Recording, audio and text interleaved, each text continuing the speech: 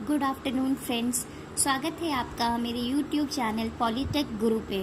आशा करती हूँ दोस्तों कि आपको मेरे वीडियोस पसंद आ रहे होंगे। अगर आपको मेरे वीडियोस पसंद आ रहे हैं तो प्लीज़ इसे लाइक, शेयर एंड सब्सक्राइब करना बिल्कुल भी ना भूलें। तो दोस्तों आइए हम आज बात करते हैं 8086 के मेन इम्पॉर्टेंट फीचर की, जो है बस यूनिट इंटरफेस और एग्जीक्यूशन यूनिट। आपने बहुत बार पढ़ा होगा कि BIU या फिर EU। जब हम पुराने वीडियो में 8086 का आर्किटेक्चर डायग्राम डिस्कस कर रहे थे, तब हमने देखा था ये BIU और ये EU दो कॉमन वर्ड जो हर जगह आ रहा था, ये है क्या। तो दोस्तों आज हम इस वीडियो में जानेंगे BIU एंड EU के फंक्शंस के बारे में। BIU क्या काम करता है? ये इंस्ट्रक्शन को और डेटा को मेमोरी से फेच करता है। फेच करने का मतलब है निकालना, ले करके आना। BIU का मेन काम ये है कि अगर माइक्रो प्रोसेसर को कोई काम करना हो, कोई ऑपरेशन करना हो, तो उससे जुड़ा हुआ प्रोग्राम जो कि मेमोरी में रखा है उसे ले करके आए और काम करवाए, या फिर जो डेटा मेमोरी में रखा है कहीं पे, उस डेटा को मेमोरी से लेकर के आए और डेटा को हमें रजिस्टर में प्रोवाइड करे। और इसका क्या काम है? Write data to memory, write data to port, read data from port. अब आप कह रहे होंगे ये पोर्ट क्या है? आपने देखा होगा कंप्यूटर में दूसरे डिवाइस कनेक्ट करने के लिए एक जैक बना होता है साइड्स में, ये है पोर्ट। ये पोर्ट हमें बताता है कि जो डिवाइस है हमें उससे डेटा कॉपी करना है या मेमोरी से डेटा को डिवाइस में देना है। तो ये पोर्ट एक तरीके से एक वायर है जहाँ से डेटा का ट्रांसमिशन होता है या प्रोग्राम का ट्रांसमिशन होता है। Execution unit. एग्जीक्यूशन यूनिट क्या काम करता है? एग्जीक्यूशन यूनिट का काम सिर्फ और सिर्फ BIU को ये बताना होता है कि जो प्रोग्राम या डेटा वो मेमोरी में से लेकर के आने वाला है वो रखा कहाँ हुआ है, उसका एड्रेस कहाँ है। आप समझ रहे हैं? EU एग्जीक्यूशन यूनिट क्या काम करता है? BIU को बताता है कि डेटा या फिर इंस्ट्रक्शन कहाँ से ले, ये डेटा और इंस्ट्रक्शन कहाँ से ले, ये किस जगह पे रखा हुआ है, इसकी लोकेशन क्या है। एग्जीक्यूशन यूनिट के और क्या काम होते हैं? डीकोड द इंस्ट्रक्शन, मतलब जो प्रोग्राम है उसको डीकोड करता है और प्रोसेसर को बताता है कि उसे क्या काम करना है। इसका और काम क्या है? Execute the instruction. एक बार जब प्रोसेसर को समझ में आ जाएगा, जब उसने डीकोड कर लिया है कि उसे क्या काम है, तो अब उसे वो काम को एग्जीक्यूट करना है, उस काम को करना है। आइए आगे बात करते हैं जनरल पर्पस रजिस्टर की। आपको पता होगा पिछले वीडियोस में मैंने कहा था, जब हम आर्किटेक्चर डायग्राम डिस्कस कर रहे थे, कि 8086 में सारे रजिस्टर 16 बिट लेंथ के होते हैं। यहाँ पे कोई भी रजिस्टर 8 बिट का नहीं होता है, सारे रजिस्टर्स 16 बिट के होते हैं। लेकिन वहीं 8085 में आपने देखा होगा कि accumulator, B register, C register, D, E, H या L, ये सारे रजिस्टर 8 बिट के थे। लेकिन जब हम इसे पेयर में यूज़ कर रहे थे, साथ में यूज़ कर रहे थे, जैसे HL, BC, DE, तब ये मिलके 16 बिट के हो रहे थे। नहीं तो ये सारे रजिस्टर्स 8 बिट के थे। लेकिन 8086 में सारे रजिस्टर 16 बिट की लेंथ के होंगे। तो इस कड़ी में पहला रजिस्टर है एक्यूमुलेटर रजिस्टर। हमें पता है कि एक्यूमुलेटर एक स्पेशल पर्पस रजिस्टर होता है जिसका काम रिज़ल्ट को स्टोर करना है। इसका काम क्या है? रिज़ल्ट को स्टोर करना। और साथ में जब कोई भी अरिथमेटिक या लॉजिकल ऑपरेशन हो रहा होगा ALU ऑपरेशन, तो एक कोई ऑपरेंड या एक नंबर एक्यूमुलेटर में स्टोर होगा। नेक्स्ट रजिस्टर है बेस रजिस्टर। बेस रजिस्टर क्या काम करता है? ये स्टार्टिंग एड्रेस की लोकेशन को स्टोर करता है, मतलब हमें बताता है कि जो मेमोरी है वहाँ पे जो डेटा है कहाँ से रखा हुआ है, किस लोकेशन से हमने डेटा रखना स्टार्ट किया है। बेस रजिस्टर हमें क्या बताता है, starting base location of the memory. Next बात करते हैं काउंटर रजिस्टर की। काउंटर रजिस्टर किस लिए यूज़ होता है, लूप इंस्ट्रक्शन को परफॉर्म करने के लिए। अब हमें पता है कि बहुत सारे ऑपरेशन ऐसे हैं जो लूप में चलते हैं। कैसे चलते हैं, लूप में चलते हैं, मतलब इफ़, एल्स, डू, वाइल, या फिर ऐसे इंस्ट्रक्शन जिसमें कंडीशन को चेक करना हो, वो सारे ऑपरेशन कहाँ परफॉर्म होते हैं, काउंटर रजिस्टर में। नेक्स्ट है डेटा रजिस्टर। डेटा रजिस्टर का क्या काम होता है, use to contain the input output port address for IO instruction. मतलब जो हमारा आउटपुट डिवाइस कनेक्टेड है हमारे माइक्रो प्रोसेसर से, उसमें किस लोकेशन पे, जैसे मान लीजिए हमारा ये CPU है और इससे हमारा एक हार्ड डिस्क कनेक्टेड है। अब इस हार्ड डिस्क में किस लोकेशन पे हमारा डेटा या प्रोग्राम रखा हुआ है, ये एड्रेस को बताना, ये किसका काम होता है, डेटा रजिस्टर का काम होता है। तो इसी सीरीज़ में हम नेक्स्ट टॉपिक देखते हैं जिसके बारे में हम आज डिस्कस करेंगे, वो है सेगमेंट रजिस्टर। सेगमेंट रजिस्टर भी 16 बिट की लेंथ का होता है। सेगमेंट रजिस्टर भी 16 बिट की लेंथ का होता है। हमारे पास यहाँ पे 4 सेगमेंट रजिस्टर हैं। पहला है कोड सेगमेंट, दूसरा है डेटा सेगमेंट, तीसरा है स्टैक सेगमेंट और चौथा है extra segment register. Code segment register, ये कोड सेगमेंट रजिस्टर क्या काम करता है, It is used for addressing a memory location where the programs are stored. ये हमें उस लोकेशन के बारे में बताता है मेमोरी में जहाँ पे सारे प्रोग्राम्स रखे हुए हैं। नेक्स्ट है डेटा सेगमेंट। डेटा सेगमेंट हमें क्या बताता है, it contain data which is used by the programme.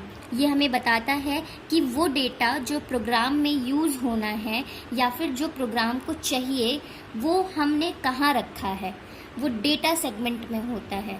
तो डेटा सेगमेंट हमें क्या बताता है, वो डेटा जो प्रोग्राम को ज़रूरत है एग्जीक्यूशन के लिए। नेक्स्ट है स्टैक सेगमेंट। ये क्या बताता है, it is defined as the area of memory used for stack. ये हमें बताता है कि मेमोरी का कितना एरिया स्टैक के लिए यूज़ होना है, मतलब मेमोरी का कितना एरिया उस डेटा को स्टोर करने के लिए यूज़ होना है। नेक्स्ट है एक्स्ट्रा सेगमेंट रजिस्टर। ये एक्स्ट्रा सेगमेंट रजिस्टर भी डेटा सेगमेंट के रजिस्टर के जैसा ही काम करता है। यहाँ पे क्या है कि अगर कोई डेटा ज़्यादा हो गया है या बड़ा है जो कि डेटा सेगमेंट में स्टोर नहीं हो सकता है, तो उसको स्टोर करने के लिए हम एक्स्ट्रा सेगमेंट रजिस्टर का यूज़ करते हैं। नेक्स्ट टॉपिक है हमारा इसी सीरीज़ में फ्लैग रजिस्टर। हमने फ्लैग रजिस्टर के बारे में 8085 में भी पढ़ा हुआ है और हमने वहाँ देखा था कि सारे रजिस्टर्स कितने बिट के होते थे, 8 बिट लेंथ के होते थे 8085 में। तो फ्लैग रजिस्टर भी 8085 में 8 बिट की लेंथ का ही था। लेकिन जब हम बात करते हैं 8086 में फ्लैग रजिस्टर की, तो हमने देखा, शुरू में हमने पढ़ा कि फ्लैग सारे रजिस्टर 8086 में कितने बिट्स के होंगे, 16 बिट के होंगे। तो ये फ्लैग रजिस्टर भी 16 बिट का होगा, D0 से लेकर के D15 तक। लेकिन अब इसमें भरेंगे क्या, आपको याद होगा कि 8085 में D0 से D7 तक आप डेटा को पुट करते थे, जिसमें पहले आप कैरी फ्लैग, दूसरा खाली रहता था, तीसरा पैरिटी फ्लैग, चौथा भी खाली रहता था, फिर नेक्स्ट था ऑक्सिलरी कैरी, छठवां भी खाली था, नेक्स्ट था ज़ीरो फ्लैग और साइन फ्लैग। हमने इन सारे फ्लैग्स के फंक्शन 8085 में पढ़े हैं। सेम यही फंक्शंस उनके 8086 में भी होंगे। कैरी फ्लैग, अगर कोई कैरी जनरेट हुआ D7 बिट के बाद तो इसका ऑपरेशन होगा। अगर नंबर ऑफ 1 मतलब एक की संख्या अगर इवन आ रही है तो ये भरा जाएगा 1, अगर नहीं इवन आ रही है तो ये भरा जाएगा 0।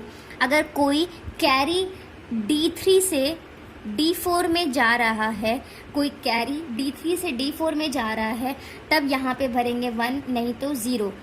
अगर कोई रिजल्ट हमारा ऑपरेशन का 0 आया है तब 0 बिट भरेगा, नहीं तो अदरवाइज हम 1 भरेंगे। अगर हमारा जो साइन है हमारे रिजल्ट का पॉजिटिव है या नेगेटिव है, ये उसी आधार पर भरा जाएगा। आइए, जो इम्पॉर्टेंट है 8086 में वो है D8, D9, D10 और D11, क्योंकि बाकी के आगे के D12, D13, D14 and D15 ये जो बिट्स हैं ये खाली हैं, ये अभी तक भरी नहीं गई हैं। 8086 में ये 4 रजिस्टर एक्स्ट्रा हैं जिसके बारे में हमें पढ़ना है। T क्या बता रहा है? Trap flag. I क्या बता रहा है? इंटरप्ट का फ्लैग। D क्या बता रहा है? डायरेक्शन का फ्लैग। एंड O क्या बता रहा है? Overflow flag. या आप देख लीजिएगा, इन सारे रजिस्टर का शॉर्ट में यहाँ पे ODIT लिखा हुआ है और यहाँ पे उसका फुल फॉर्म लिखा हुआ है। O का है overflow flag, D direction flag, I interrupt flag, T trap flag, S sign flag, Z zero flag, AC auxiliary carry flag, P parity flag, CY carry flag. हम यहाँ पे हम देखेंगे अब ट्रैप फ्लैग के बारे में। ट्रैप फ्लैग हम यहाँ पे 8086 के सिर्फ और सिर्फ 4 फ्लैग्स को डिस्कस करेंगे जो कि इम्पॉर्टेंट है। बाकी के बचे हुए फ्लैग्स जैसे sign flag, zero flag, auxiliary carry flag, auxiliary carry, carry, parity, sign, zero, ये सारे फ्लैग्स आप 8085 की वीडियोस से देख ले, समझ ले, जो कि प्रीवियस वीडियो में मैंने डिस्कस किया हुआ है। यहाँ पे हम सिर्फ trap flag, interrupt flag, direction flag और ओवरफ्लो फ्लैग को ही डिस्कस करेंगे। तो आइए देखते हैं ट्रैप फ्लैग है क्या और इसे कैसे भरेंगे। ट्रैप फ्लैग, अगर ट्रैप आपको नाम से समझ आ रहा है कि जाल, अगर माइक्रो प्रोसेसर या आपका सिस्टम हैंग कर रहा है या फिर किसी ऐसे मोड में चला गया है जहाँ पे वो फंस चुका है या निकल नहीं पा रहा है या जो ऑपरेशन परफॉर्म कर रहा है उसका रिजल्ट नहीं प्रोवाइड कर पा रहा है, इस केस में ट्रैप फ्लैग मतलब कोई ना कुछ प्रॉब्लम हुआ होगा आपके ऑपरेशन में, इसीलिए ऐसा हो रहा है। इस कंडीशन में ट्रैप फ्लैग हमारा सेट हो जाएगा। और अगर ट्रैप फ्लैग 0 होता है तो इसका मतलब है कि ये सेट है। इसका मतलब है कि प्रोसेसर ऐसे स्टेज में एंटर कर गया है जहाँ पे उसे अलग अलग जो प्रोसेस है या फिर अलग स्टेप्स को एग्जीक्यूट कर पाना बहुत मुश्किल हो रहा है। इसीलिए अब वो सिंगल स्टेप में आपका एग्जीक्यूट करेगा, किसी और रास्ते पे नहीं घूमेगा, कहीं नहीं जाएगा, सिर्फ एक स्टेप में आपका रिजल्ट आ जाएगा। अगर ऐसा नहीं होता है तब ट्रैप फ्लैग की वैल्यू 1 होती है। इसका मतलब है इनएक्टिव, मतलब कोई भी ऐसी मुसीबत नहीं आई है। अब हम बात करते हैं इंटरप्ट फ्लैग की। इंटरप्ट आपको नाम से समझ में आ रहा है, इंटरप्ट मतलब कोई रुकावट या बाधा। जैसा हमने 8085 में देखा था, हमारे पास वहाँ पे 5 इंटरप्ट थे, जिनमें से पहला था ट्रैप, दूसरा था RST 7.5, RST 6.5, RST 5.5 और INTR। अब हम बात कर रहे हैं ये 5 इंटरप्ट की, जिसमें से अगर इंटरप्ट हमारा आ जाता है तो इंटरप्ट फ्लैग IF की वैल्यू क्या हो जाएगी? 0। ये क्या दर्शा रहा है कि कोई मास्केबल इंटरप्ट आ गया है। आपको पता है हमने देखा था ट्रैप क्या था? नॉन मास्केबल इंटरप्ट था, लेकिन बाकी के जो 4 थे RST 7.5, 6.5, RST 5.5 और INTR, ये मास्केबल इंटरप्ट थे। तो अगर इनमें से कोई इंटरप्ट आ गया है ट्रैप को छोड़ के, क्योंकि ट्रैप जो है नॉन मास्केबल इंटरप्ट है और इसकी अलग पिन है, तो हमारा इंटरप्ट फ्लैग क्या हो जाएगा? 0। अगर कोई इंटरप्ट नहीं आया है तो इसकी वैल्यू क्या हो जाएगी? 1। 1 क्या दर्शा रहा है? Inactive state. नेक्स्ट है डायरेक्शन फ्लैग। डायरेक्शन फ्लैग किसके लिए यूज़ होता है? Used for string manipulation instruction. कोई अगर हमारा ऐसा प्रोग्राम है जिसमें स्ट्रिंग बननी है, एक ब्रांच बनना है, तो उसके लिए हमारा डायरेक्शन फ्लैग यूज़ होता है। जैसे अगर हमें इंक्रीमेंट करना है, एक के बाद 2 जाना है, 2 से 3 जाना है, या फिर उल्टा 3 से हमें 2 जाना है और 2 से 1 जाना है, ये इंक्रीमेंट हो रहा है एक का और ये डिक्रीमेंट हो रहा है। अगर कोई ऐसा प्रोग्राम है जिसमें इंक्रीमेंट, डिक्रीमेंट या रोटेट लेफ़्ट, रोटेट राइट का काम होता है, तो हम डायरेक्शन फ्लैग को देखते हैं। अगर डायरेक्शन फ्लैग की वैल्यू 0 है, इसका मतलब है ऑटो इंक्रीमेंट मोड पे लगा हुआ है। मतलब अब प्रोग्राम एक स्टेप के बाद दूसरे स्टेप पे जाएगा, फिर दूसरे से तीसरे स्टेप पे जाएगा। लेकिन अगर डायरेक्शन फ्लैग की वैल्यू 1 है, तो इसका मतलब है ऑटो डिक्रीमेंट मोड पे लगा हुआ है। अब इस केस में वैल्यू घटेगी, बढ़ेगी नहीं। आखिरी फ्लैग की बात करते हैं, जो है ओवरफ्लो फ्लैग। ओवरफ्लो फ्लैग क्या बताता है कि अगर कोई रिज़ल्ट बहुत बड़ा है जो स्टोर नहीं हो पा रहा है, या फिर बहुत ही छोटा निगेटिव नंबर है जो फिट नहीं हो पा रहा है एक्यूमुलेटर में, तब ओवरफ्लो की वैल्यू 0 होगी। अगर छोटा है या फिर वैल्यू जो है बहुत बड़ी नहीं है, या फिर निगेटिव वैल्यू भी थोड़ी ऐसी है जो एडजस्ट हो जा रही है हमारे एक्यूमुलेटर में, उस केस में ओवरफ्लो फैक्ट की वैल्यू 1 होगी। लेकिन अगर कोई वैल्यू बहुत बड़ी है या फिर बहुत छोटी नेगेटिव वैल्यू आई है रिज़ल्ट की, और वो हमारा एक्यूमुलेटर में स्टोर नहीं हो सकती है, उस समय में ओवरफ्लो फ्लैग की वैल्यू 0 हो जाएगी। आज के लिए बस इतना ही। आगे के टॉपिक्स के लिए आप मेरे आगे आने वाले वीडियोस को देखना ना भूलें।